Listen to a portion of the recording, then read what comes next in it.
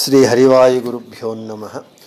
ओं वंदे विष्णुं नमामि श्रियमथ च भुवं ब्रह्मवायू च वंदे गायत्रीं भारतीं तामपि गरुडमनन्तं भजे रुद्रदेवं देवीं वंदे सुपर्णी महिपतिदयितां वारुणीमप्युमां ताम् इंद्रादीन् काममुख्यानपि सकलसुरान् तद्गुरून्मद्गुरूंश्च अभ्रमं भङ्गरहितं अजडं विमलं सदा आनन्दतीर्थमतुलं भजे तापत्रयापहम् जलज्येष्ठनिभाकारं जगदीशपदाश्रयं जगतीतलविख्यातं जगन्नाथगुरुं भजे पृथ्वीमण्डलमध्यस्थाः पूर्णबोधमतानुगाः वैष्णवाः विष्णुहृदयाः तान् नमस्ये गुरून्मम आपादमौलिपर्यन्तं गुरूणाम्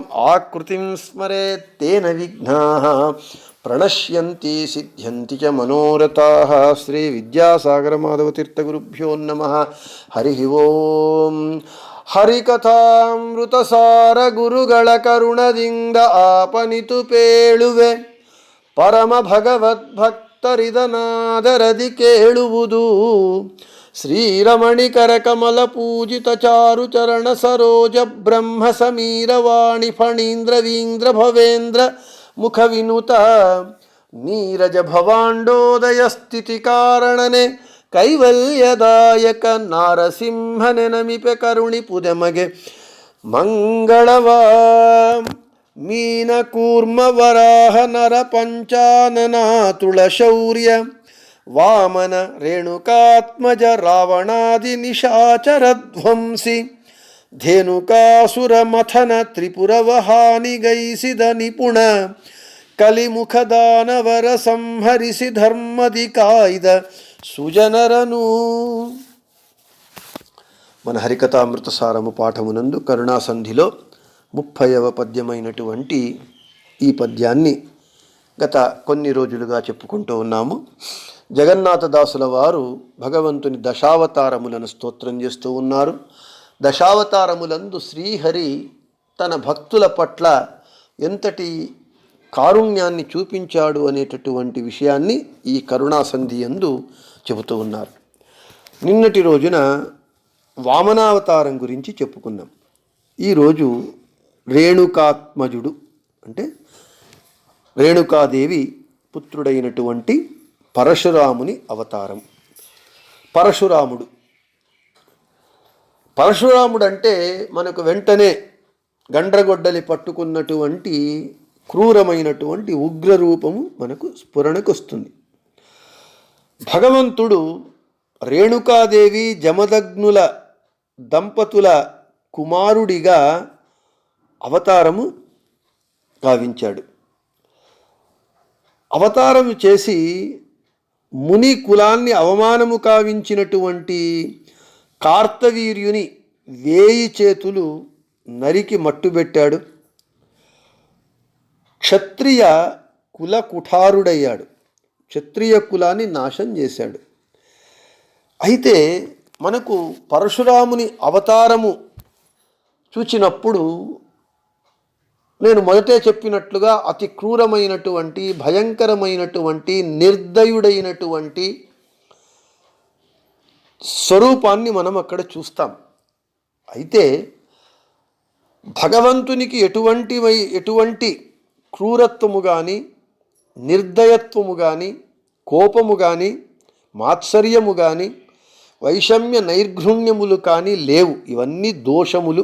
ఎందుకంటే అవి లేనటువంటి వాడు దోషదూరుడు. నారాయణం గుణై సర్వైరుదీర్ణం దోషవర్జితం.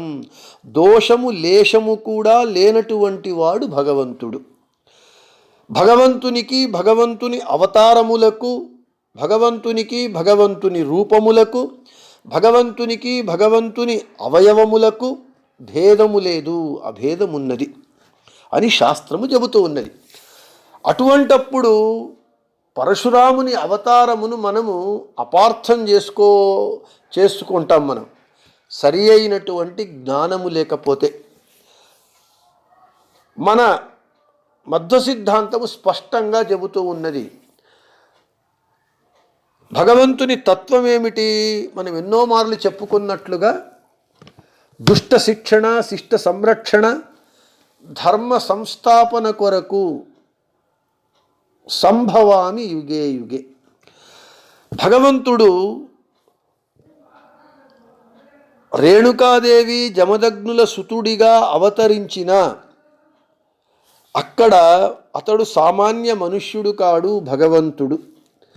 ఏ విధంగా అంటే జడ పదార్థమైనటువంటి స్తంభము నుండి నరసింహస్వామిగా భగవంతుడు ఎలా అవతరించాడో అదేవిధంగా ఇక్కడ కూడా భగవంతుడు శుక్ల శోణిత సంబంధము లేకుండా తనను తాను సృష్టించుకున్నాడు. తదాత్మానం సృజామ్యహం, నన్ను నేను సృజించుకుంటాను. వారికి రేణుకాదేవి జమదగ్నుల దంపతులకు, పుణ్య దంపతులకు కీర్తినివ్వడానికి వాళ్ళ కొడుకుగా జన్మించలేదు, అవతరించాడు. అవతరించి కార్త్యవీర్యుని 1000 చేతులు నరికాడు, మట్టుబెట్టాడు. ఎందుకు? తన భక్తులైనటువంటి ముని కులాన్ని అవమానించినందుకు. ఇక క్షత్రియులనందరినీ సంహరించాడు. అంతే, అందరు క్షత్రియులను కాదు, దుష్ట క్షత్రియులను మాత్రమే సంహరించాడు. సంహరించి ఆ దుష్టుల బారి నుండి శిష్టులను, సజ్జనులను పరశురాముడిగా భగవంతుడు చేశాడు ఆ కార్యాన్ని. మనకు రాముడు వేరు కాదు, పరశురాముడు వేరు కాదు. మనకు ముందు రావణాది నిశాచర విధ్వంసి అని రామావతారాన్ని చెబుతారు. ఇక్కడ మనము ఒక విషయాన్ని గుర్తుపెట్టుకోవాలి. రాముడు పరశురాముడు ఇద్దరూ ఒకటే. రామాయణము కథయందు రామ పరశురాములిద్దరూ యుద్ధము చేశారు. యుద్ధంలో రాముడు గెలిచాడు, పరశురాముడు ఓడిపోయాడు అనేటటువంటి ఒక తప్పు భావన మనకు వస్తుంది. అయితే మన సిద్ధాంతం ఏమి చెబుతూ ఉన్నది? రాముడు పరశురాముడు ఇద్దరూ ఒకటే, భగవంతుని 2 రూపములు. అయితే అక్కడ ఒక్కరు ఓడిపోవటము, ఒక్కరు గెలవటం అనేటటువంటిది లోక విడంబనము మాత్రమే. త్రివిధ జీవరాశులందు, సాత్విక రాజస తామస జీవరాశులందు తామస జీవులైనటువంటి దుష్టులు వాళ్ళు భగవంతుని పట్ల అన్యథా జ్ఞానాన్ని పొంది వాళ్ళు నిత్య నరకమైనటువంటి అంధంతమస్సుకు వెళ్ళాలి. కాబట్టి రాముడు పరశురాముడిగా భగవంతుడు 2 రూపములతో విడంబనము గావించి, విడంబనము చేసి, ఒకరు ఓడిపోయినట్లుగా ఒకరు గెలిచినట్లుగా నటించినారు. ఈ తత్వాన్ని తెలుసుకున్నటువంటి వాళ్ళు సాత్వికులు, ముక్తికి వెళతారు. ఈ విషయాన్ని అర్థం చేసుకోకుండా భగవంతునికి గెలుపు ఓటములు ఎవరైతే అంటగడతారో వాళ్ళు తామస జీవరాశులు, వాళ్ళు నరకానికి వెళ్ళాలి అని భగవంతుడు చేసినటువంటి ఒక నటన 2 రూపములతో. ఈ విధంగా పరశురాముడిగా భగవంతుడు దుష్టులను శిక్షించి శిష్టులను సంరక్షించాడు. ఇక రావణాది నిశాచర ధ్వంసి, రావణుడే మొదలైనటువంటి నిశాచరులను నాశము చేసినటువంటి వాడు. అంటే రావణుడే మొదలైనటువంటి రాక్షసులను సంహరించి లోకాన్ని రక్షించినటువంటి వాడు. ఇది దశరథ రామావతారము. దశరథుని పుత్రుడిగా జన్మించాడు. రావణుడు వరము కోరిన విధంగా నరులను లెక్క చేయకుండా, నరుల వలన తనకు మరణం ఉండదు అని భావించి నరులను వదిలివేశాడు వరం కోరేటప్పుడు.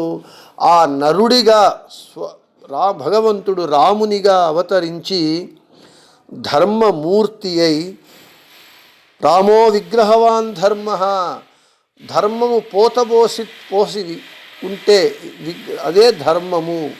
అంటే రాముడు ధర్మము పోసిన విగ్రహము. ఆదర్శ పురుషుడిగా, ఆదర్శ పతిగా, ఆదర్శ కొడుకుగా, ఆదర్శ తండ్రిగా, ఆదర్శ రాజుగా, అన్ని విధాల ఆదర్శ పురుషుడై, పురాణ పురుషుడై, పురుషోత్తముడైనటువంటి వాడు రాముడు. రాముని అవతారం కూడా దుష్ట శిక్షణ, శిష్ట సంరక్షణ. బాల్యములోనే విశ్వామిత్రులతో వెళ్ళి పూతన, తాటకి ఇటువంటి రాక్షసులను సంహరించినటువంటి వాడు. తరువాత సీతాదేవిని వివాహమాడి దుష్టుడైనటువంటి రావణాసురుడు వాని సైన్యాన్ని, వాని యొక్క అనుచర గణాన్ని కపి సైన్యముతో దుష్టులను సంహరించినాడు. రావణాసురుడు మొదలైనటువంటి రాక్షసులందరూ, రావణుడు, కుంభకర్ణుడు, ఇంద్రజిత్తు, వీళ్ళందరూ కూడా లోక కంటకులై హరిభక్తులను వేధిస్తూ ఉన్నారు. వారి యొక్క వేధింపులు మితిమీరిపోయినప్పుడు భగవంతుడు రాముడిగా అవతరించి దుష్టుడైనటువంటి రావణాసురుణ్ణి సంహరించాడు. రాక్షస కులాంతకుడైనటువంటిది రామావతారము.